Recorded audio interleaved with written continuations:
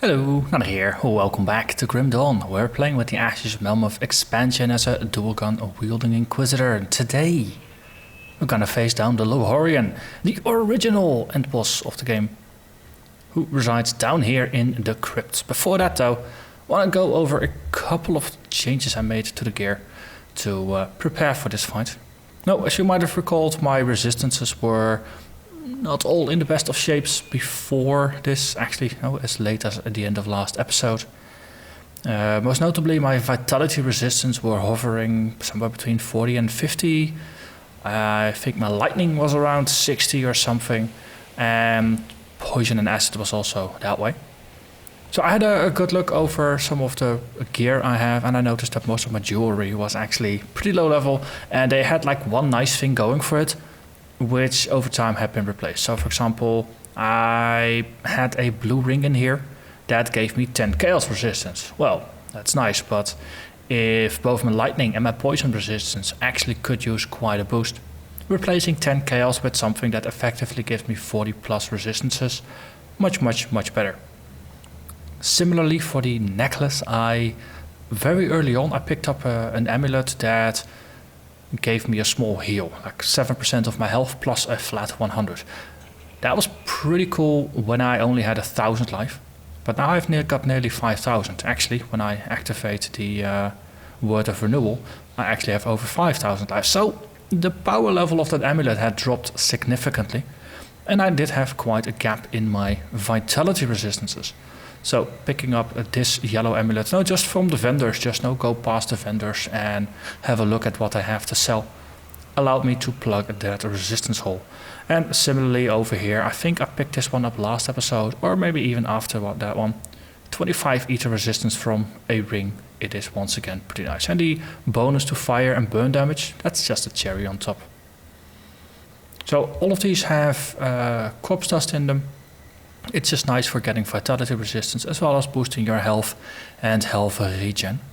For the amulet, for a while I ran around with, I believe it was a cracked lodestone. One of those lightning based things that gives you a chance to give some lightning retaliation. That was nice and fun to play with, but after shifting out some of my gear, I did notice that my chaos resistance was closer to 50%. So I crafted black tallow. It's a little bit resource intensive, but it does give you 16% chaos resistance and 6% less damage taken from Chthonics. And let it just happen that the Loghorrean is the Chthonic end boss. So that's a double victory there. So let's dive in and murder some Chthonic fools.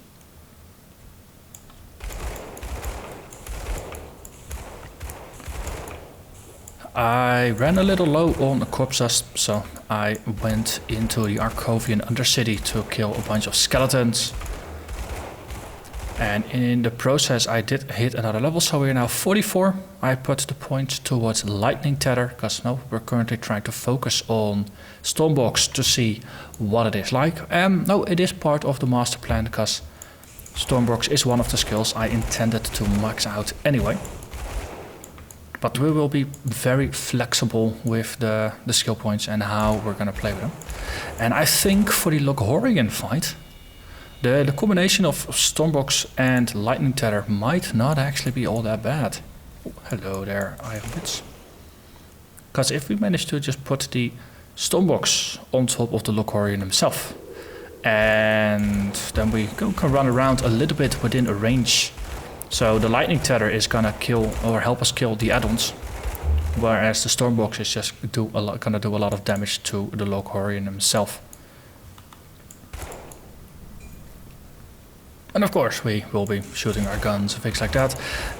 Chances are we might be running away a little bit more than we've been doing in most of the fights so far, but that is of course because the Loghorrean fight, it is pretty intense. On the other hand, it might be that we have enough firepower to keep the number of add-ons that the boss summons under control, therefore allowing us to maybe actually just keep shooting at the guy. We'll see. Most of my builds have been more on the tanky side rather than on the aggressive side. So in this case we'll see what's gonna happen. Let's see. There's a couple of places with secrets. I was trying to figure out where it is. I think it's the next level where there's actually a small corridor with some secrets. So the descent into madness here will take us past 3 bosses. One of them will be a void parasite like boss like that. Then we will get a human mage, and then after that we're gonna face the Loghorrean himself.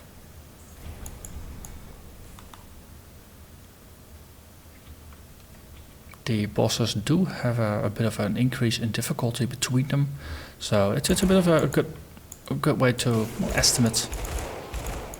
If you're already having a lot of issue with the first bosses, then the Loghorrean might be a little bit too much for your build in its current state. So I'm just hoping that we won't have something like that, because that would be a little annoying.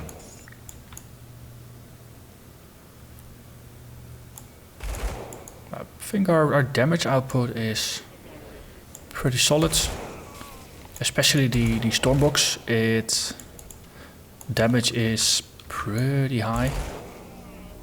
Our guns, now we have a lot of effects going on to it, so they help very well for crowd controlling. Ooh, I want to get in there, and to do that we need to walk around a little bit.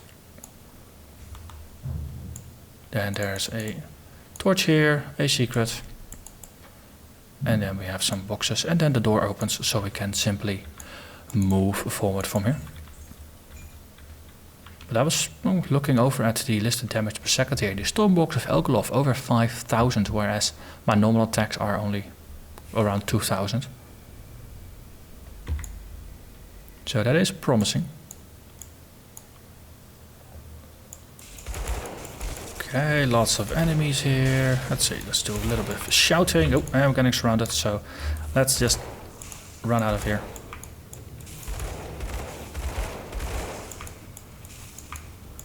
So, nice thing is the Stormbox, and especially the Lightning Tether, it slows down enemies. So there's a lot of tricks in our arsenal. Oh, hello there.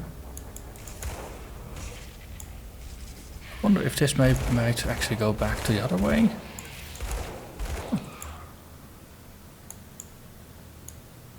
As I was saying, we have a lot of tricks in our arsenal that slow enemies down. Slowing enemies down, of course, allows us to do better hit and run tactics.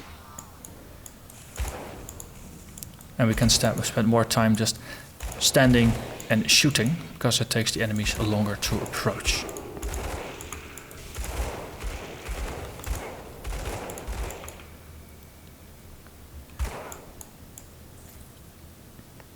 Dread guards, they're gonna be tough. They charged right into that one. So we just use the horn to confuse them a little bit. It is a very valid tactic.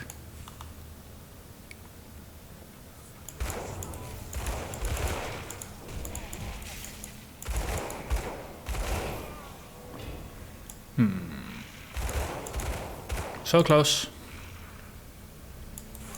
Got some enemies walking around. Wonderful pathfinding. Definitely allows enemies to see you through walls, things like that. And sometimes it does result in a train of foes that have a bone to pick with you.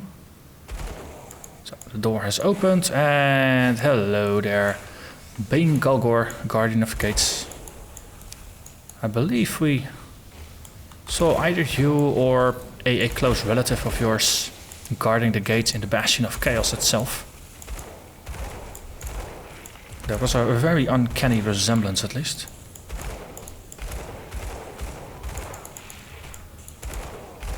So our damage output is very solid here, but the enemy's damage output is also pretty dangerous. So moving around, not standing in the ground AoE, very useful for staying alive. It's one of those little things. Now, staying alive, it does help. Another gun that we found that is still not an upgrade over what we have. For the first time ever in the shop, I saw a green gun that was an actual improvement over both of the guns I had.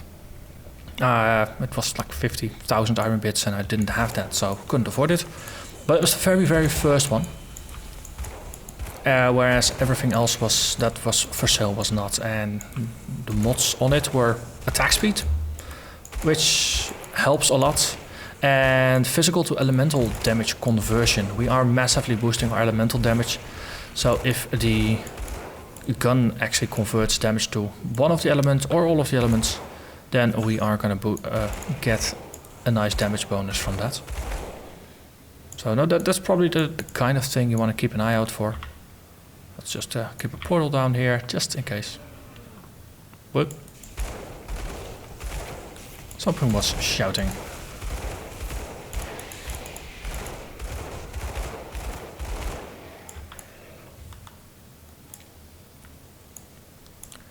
No, but still, now the fact that we're in our mid-40s running around with a weapon set that is from level 26 and it is difficult to find gear upgrades, means that this set is pretty nice and definitely recommended for leveling. Because now if it's difficult to replace, then that usually means that the power level is pretty good. Hello there everybody, just trickling in.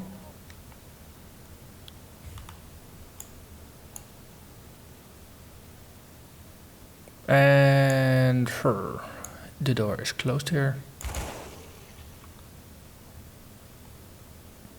So, and we continue this way.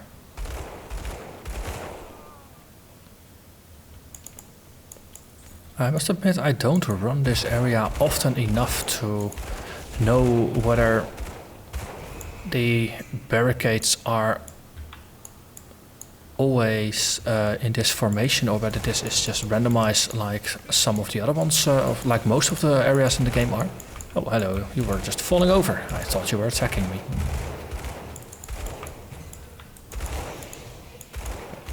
And there you go. Large enemies, they do block each other at the doorways. So a bonus for me means I can just hit them one at a time, and my area effects will affect multiple enemies.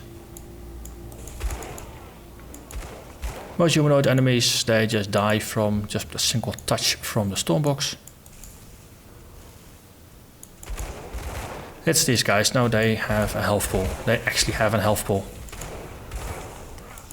Also, maybe I should not be face tanking them. Just one of those little things.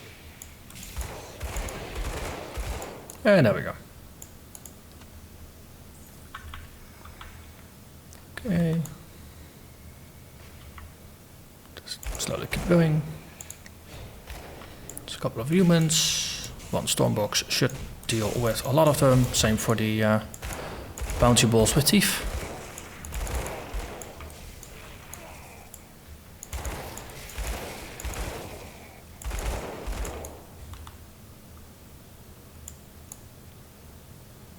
Ooh, that's a nicely filled room. Putting down the runes. Now, the damage still helps a little bit, but the main purpose of the runes is crowd control. Oh, I still intend that after we max out the stormbox and have tried using it in most situations, I still want to have a couple of episodes where I really focus on trying to maximize the damage potential of the runes. But the design for this build, for the runes, the purpose was just crowd control. Also, let's quickly level, because that's going to be easy. Everything in lightning tether. And let's see, cunning is the lowest, so that one gets the skill point. It's not going to be too long before it will be useful for me to start spending some points in the Demolitionist Mastery. And actually advancing that tree, picking up some of the auras, some of the procs for Fire Strike, and eventually working my way towards the Blast Shield. Blast Shield is a very nice skill, very nice defensive skill. And well, this build can use some defensive skills, because most of the things we are picking otherwise are offensive.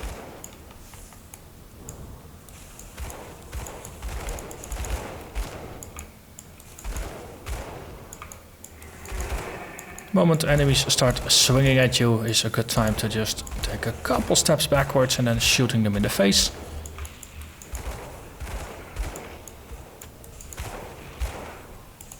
Right, and there we are.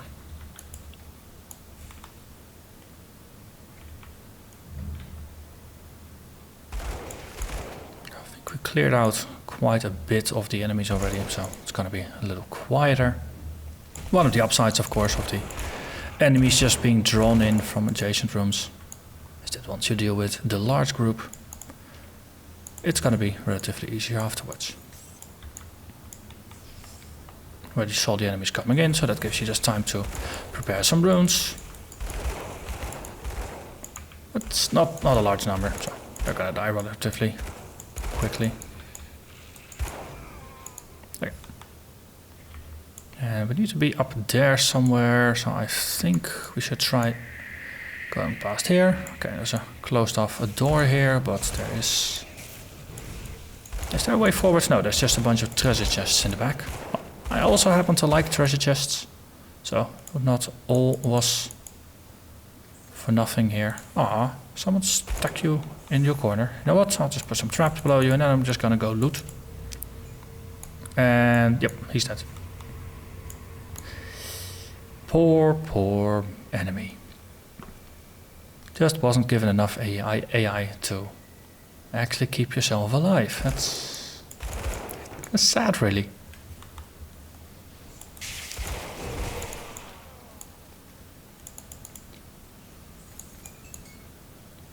Okay, a bunch of cultists. What?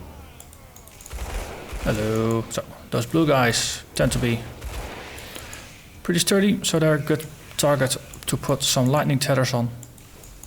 Because then, well, it means the lightning tether is going to be up for quite a while.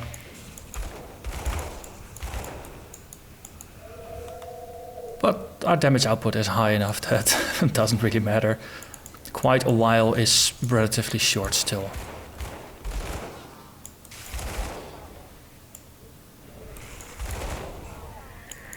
And we are making our way towards the second of the 3 fights of today. Flame brand, that's just a sword, so that's not going to be useful for us. Let's just refresh our portal here and then walk into the fight. Hello there, Bloodlord Thalonis. So the name and the color of the attacks implies there's some bleeding involved. In the icon in the bottom right you see there's also some fire, there's Bloodsworn curses. Well, funnily enough, it's mostly more of a control enemy than an actual hardcore damage dealing enemy. And he dies without too much of an issue. And what happened there? Ah. Yes, of course, after you defeat the guy, a rift spawns here. There's a easy way out. And there's stuff there.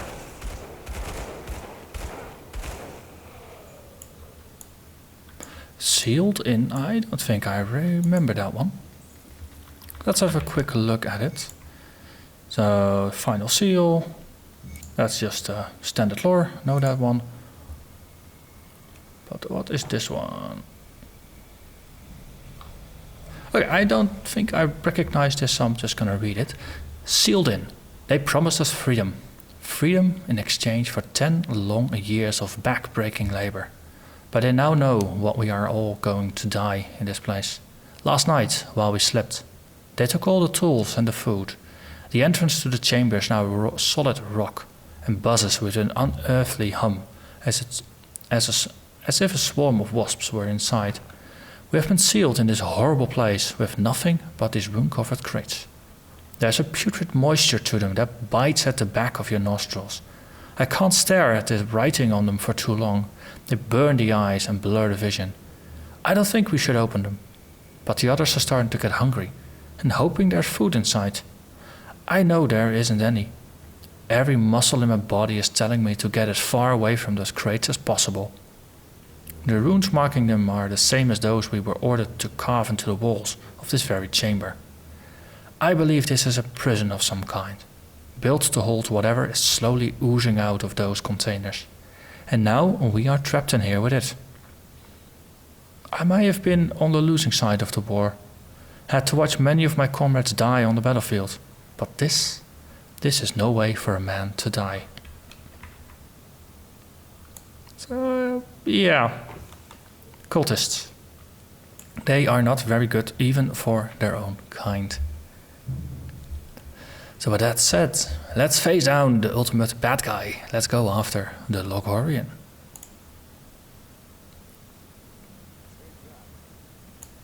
Hey, Ilgrim. Hello there. So, Loghorrean is level 48. We can indeed apply our Stormbox to him. Put in runes below him doesn't really seem to do all that much. So instead let's just apply the runes to the summons here. Okay, so Ulgrim got killed. Or, well, not killed, but taken. Let's just take out these dudes. Since they are uniques, they will only spawn once. The other ones will just get refreshed relatively often. Okay, so there's a lot of damage coming out. I personally don't really feel like tanking it. Luckily we are outputting a lot of damage as well. So let's see if we can keep the add-on population under control here. Just keep the tethers up. So we can alternate tethers between the Loghorrean and one other thing that generally keeps things up. Okay, maybe just not face tanking too many of the bolts and area things he throws at us. Would also work rather well. Oh, wait, we have an Inquisitor Seal. Maybe I ought to use that.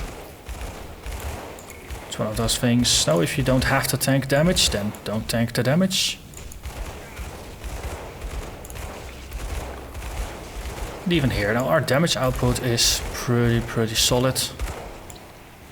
Currently, it looks like we're tanking one of the curses. Step aside. Doesn't matter all that much, not really.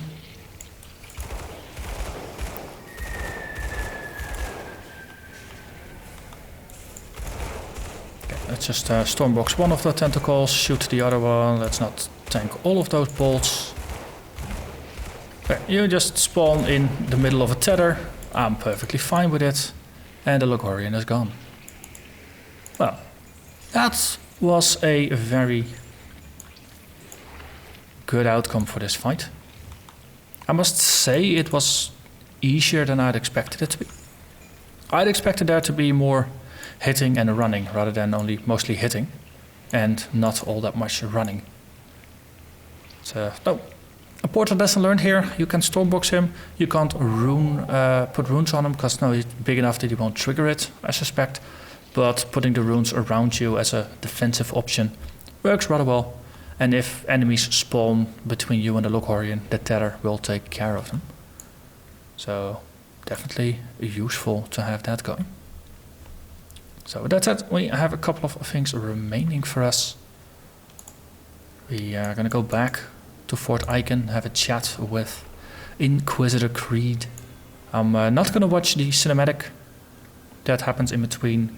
No, the Loghorrean. No, that we get as a trigger afterwards, because we already watched that in the Necromancer series. So we're just gonna skip through that one. So the Loghorrean has been banished.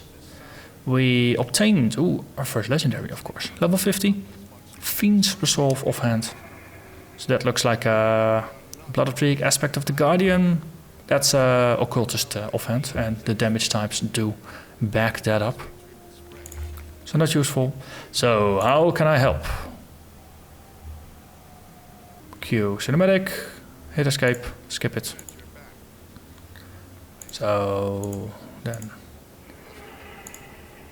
lots of talking, and we are now sent over to the Oegdenborg with the Creed's Pendant and Ulgrim's Keepsake, which, funny enough, is a frying pan. Creed's Pendant is quite large, though it's just a pendant. You could expect it to be just a single, no, just a 1x1 item, but I guess it's important enough to just warrant 4 squares of your inventory. And, well, we fought a lot of cultists, so of course we have a lot of cultist items. Those are not really all that useful, but that's okay. While fighting, we did find a soul flare and a plagueborn revolver. They are guns, but they are not elemental or even physical guns for that matter. This one is ether based and this one is poison based, so unfortunately for us they are not all that useful. Let's see, Amala over here wants us to find her dad, so we can do that. While we were not paying attention, or maybe I should say while we were occupied with the Loghorrean fight, turns out the Ethereals rampaged into Devil's Crossing, and while they mostly survived, this thing took quite some work to kill, and the seer, which normally was here for your skill respecking purposes, was killed in the fighting. No, just as she helped to drive the Ethereal out of us before we even started the game. She tried helping here and paid the ultimate price. So for next episode we are gonna do the Hidden Path content. So that's 3 boss fights followed, or mini boss fights followed by a trip into the Temple of the Three. After that we're gonna go towards the Gloombolt. But for now I'm gonna thank you very much for watching, and I hope to see you again next time. Bye bye.